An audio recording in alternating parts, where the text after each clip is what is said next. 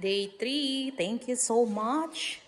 Ala, nakaubos na lang 2 liters. Ado donation ini ni Ma'am Cherry. 2 liters. Anak, naubos siya na. 1 and 2. Ayan, di ba? So, 3 liters na ako naubos. Mayroong paak. Tables nga pipintaran. Then, second coating pa yan. Kay mga ano pa. Mapurot pa ang pagkakapintura.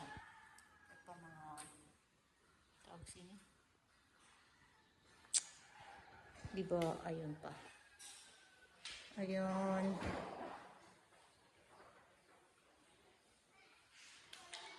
Punta man matapos na ako. Thank you sa mga nag-donate. Hindi na ako classmate sa college. Nag-donate liwat siya. Dila na pa mention sa name. Thank you so much.